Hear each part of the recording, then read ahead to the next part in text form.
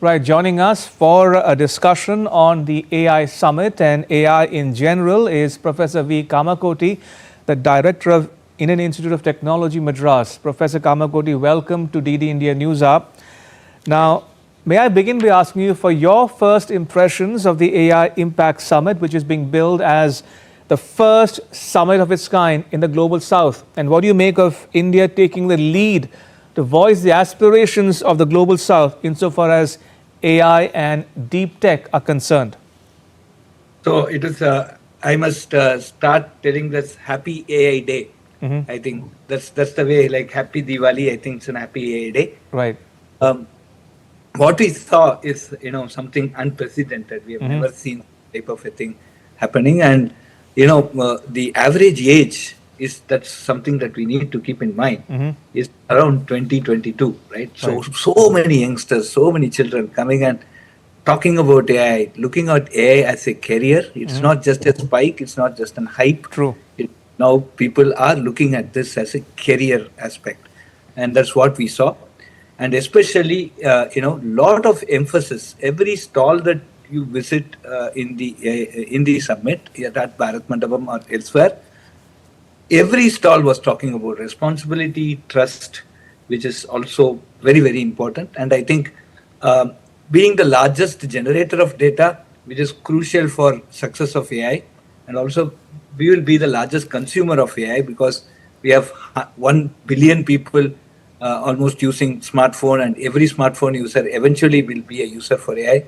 I think we are going to set a blueprint for the entire Global South, and I'm sure we will be demonstrating a lot of things that will be a benchmark for the remaining part of the world, and that's what we see today. Anything that you touch, we had summits on agriculture, summits on energy, summits on education. Every summit, actually, we find hundreds of people thronging those halls and basically listening. And I'm sure this is something very, very important. And we must thank the Ministry of Electronics, Information Technology for arranging this wonderful summit at the most appropriate time. Indeed. Professor, talking about the government's AI mission in particular, now we are told that India is betting big on sovereign and cost-efficient AI over sheer scale. So what would be, in your estimate, some of India's strengths in this regard? Yeah, so I always come out with this example, you should never shoot a mosquito with a revolver. If you lose the bullet and the mosquito will still be alive. I think that's the premise on which we should start working. And, we have the challenges. See, first and foremost, if we keep going like this, if, across the globe, I'm now talking Vasudhaiva Kutumbakam, one Earth, one future family. In that way, if we just go on like this, we will not have energy for anything else, right? We'll just keep running AI engines. So there must be some sustainable use of AI, and that is what we will be looking at. And we are seeing a lot of positive signs in this. Two sovereign models actually show promise today. One is Sarvam, another is Bharatjan, and we are basically looking at what you call as domain-specific language models, which will be energy efficient and which can solve our problem comprehensively. I think those type of very interesting, frugal, sustainable, efficient solutions will come from India, and we have enough data, and now we have the expertise. And another thing that I would also like to share with your viewers, that whenever we do Anusandhan, research with constrained resources, we always hit optimal solutions, because we know we learn to live with constraints, and that is something very important to have a sustainable, long-lasting solution. Indeed. And as you say, Professor, AI is here to stay and there is no escaping it. So talking about the applications of AI for the benefit of viewers watching this broadcast who are not familiar with the complexity of the issues at hand, now one gets the impression that AI indeed will revolutionize the way we live and work. And talking about applications, say for instance in governance, healthcare, education, finance, or for that matter, agriculture, what kind of benefits are likely to be on offer going forward? So I think now it's time that we start talking very much about Viksit Bharat 2047. I think we have 21 years ahead of us, right? 21 and it's more than 21 years. For that we need to actually have a very a good intervention of Atmanirbhar technologies that will have impact, that will have both socio-economic impact on our society, and it will be sustainable also. So these are all very important parameters. If India has to be a superpower, it is basically a technology superpower, and that should also have a good impact, positive impact on the way of life. And in this, AI is going to play a very important role, and that is precisely what we are betting on. And in this direction, the benefits would be that in 2047, what we see today, it will be a human-centric AI, where AI will be helping people to a large extent on making decisions, on guiding them on some path.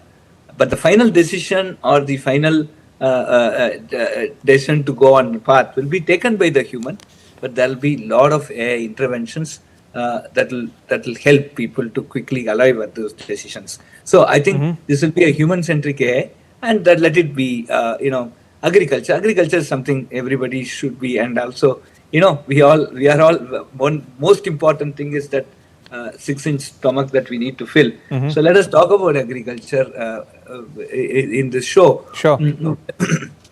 Agriculture is extremely will be benefited because now by analyzing several patterns, they can predict pest, they can predict a lot of weather in early stages, and then they can see the health of the crop, health of the soil.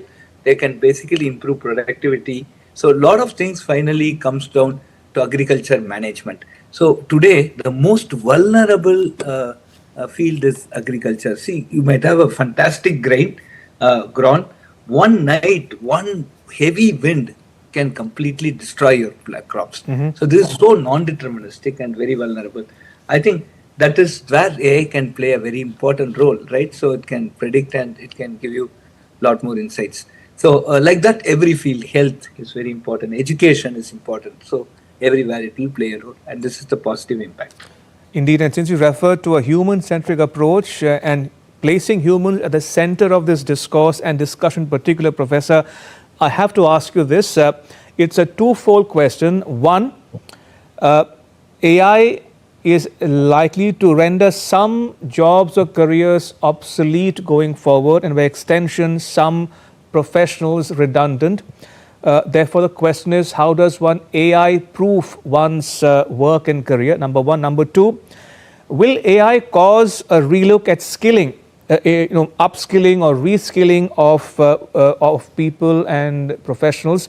So what would your advice be to students and parents watching you on this broadcast?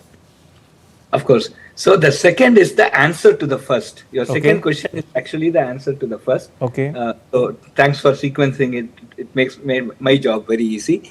So one of the biggest advice that I would like to say is that mundane jobs always go. Let us take the case of banking, right? So when computers were introduced somewhere late 70s, early 80s, there was a strike in State Bank of India saying that computers take off the thing, right? They'll remove the jobs.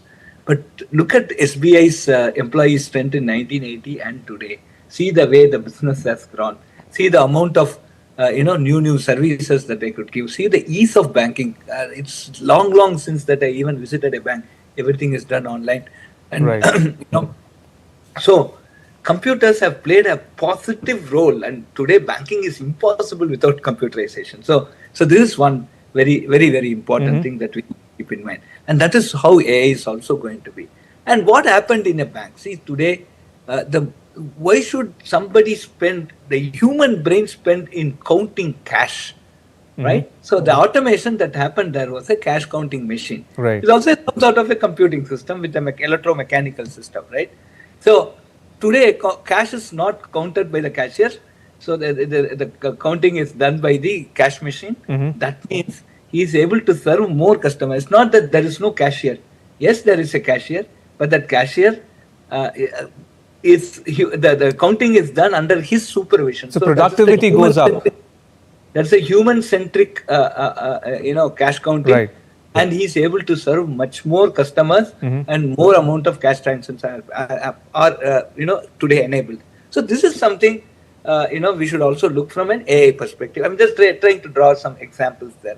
So a lot of jobs will be created, but people have to learn how to use AI.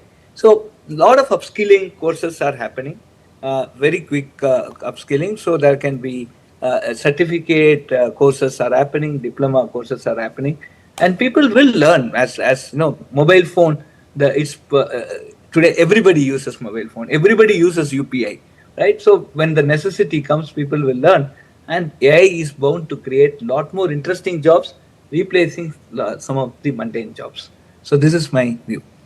Since you referred to the use of AI, Professor, I have to ask you this. There's a lot of focus and emphasis on ethical use of AI and responsible use of AI. So in that context, as AI becomes popular, would certain rules of the road be required to be put in place? What I mean to ask you is this: are people or governments or industry already working on regulation nationally and internationally?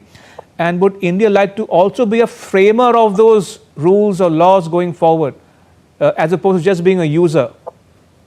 Today, as you just witnessed, there was the Guinness Book of Record created on the number of pledges, and that is directly related to the safe and trust use of AI, right? So that's the answer immediately that I could give, right? The point is, any technology has its good and bad, and the bad is basically created because the persons involved in developing the technology can be due to some error in the part of a designer, which is exploited by a user, or the designer himself or herself can be malicious, right? This is the reason. So the way since the technology is becoming more and more complex, we need companies to have trusted ethical people there. So there is also, when we look at Viksit Bharat 2047, 21 years in front, I think we must start creating a human capital that is honest, that is trustworthy, and that is ethical.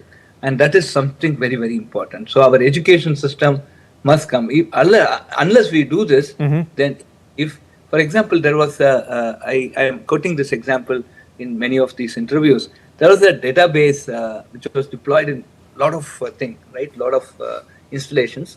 But there was a hole. Somebody looked at the source code. They found that if you enter username as politically and password as correct, username is politically, password correct, you get super admin permission to that database. And how did it happen? Somebody who was the employee of that company had put this backdoor, and they have come out. Okay. Then when they came out, they started exploiting it from outside. So this is because of an unethical person working in a company. So as we build complex system, we need ethical, honest manpower, and multiple parties must look into it, so that the systems are built in a trustworthy manner. And that is very, very important. So today, and of course, coming back to your second part of your question, yes, governance is going to be important. So ethics and governance go together. Ethics, trustworthy, and governance. Governance will come out of some rules. So we should, and AI is going to be a global phenomena. It's not going to be a local phenomena. Again, we talk of Vasudhaiva Kutumbakam here, one earth, one future, one family. I think today's AI Impact Summit is basically to come out with some common denominator of how we use AI for all, good for all, right? And that's something extremely important. And multiple nations today are participating, and every nation must commit on to some sort of regulations in the use of AI. And talking about ethics and exploitations that you refer to, Professor Kamakoti, like all technologies, AI can potentially be destructive. Now, already we are struggling with issues such as deep fakes and concerns around privacy. So, would all of this call for appropriate policies and punitive measures? Is that something that worry about these Yes, of days? course. So we have the PDPR in place, personal data protection regulations. So there'll be a lot more such regulations that are coming. As a field, it is evolving. We don't know what it is, what it can do, what it didn't do last 3 years before. Now it has started doing. So AI is progressing in that way. So over a period of time, it will start evolving, and regulations will come. And everywhere there will be. See, this whole technology field is a very balancing field. So when there is an overuse of technology, then regulations come to bring it down to normal level, and again things go up. So I think these regulations will be evolving, but sooner or later there will be certain regulations of how much and what AI can do. And going back to the summit agenda, Professor, we've seen that the maiden summit was held in the UK, and they chose to focus on the theme of safety. South Korea came next, and they chose innovation as their focus area. France chose action, and now India is zeroing in on impact. Has every successive summit, to your mind, helped to shape or further the global discourse in AI? And in terms of impact, what are some of the likely outcomes from this New Delhi summit? Yeah, so I think the progression, as you say, first I had to be safe, then I had to be useful, and finally now impact, right? So I think that's a very good progression, right? As you see over the last 4 impact summit or AI summits. So the impact, we have come to a stage where we are to actually start looking at the impact, and the impact as a sword has 2 ends. One is a good impact, and another is a bad impact, and we need to maximize the good impact and minimize the bad impact. I don't think we can remove off the bad impact completely, but then how to control it. So I think we have come to this stage. So this time what we will get out as what we are looking for in the summit, and if you had visited Bharat Mandapam, I think it's very electrifying. So many youngsters, so many people. As you see, you are even showing some of the visuals here. I think we will see what AI can do in each of these segments. We see all the way from agriculture to ocean engineering and everywhere, the different fields where AI solutions are being projected. We also ran a pre-summit on education on 12th and 13th of this month, where we released the Bodhan.ai, which is a AI Center of Excellence in Education by the Ministry of Education. Our Minister Pradhanji actually inaugurated it. There also we saw 120 startups who are working in the area of education, AI for education alone. So that's the large number of people who are participating here.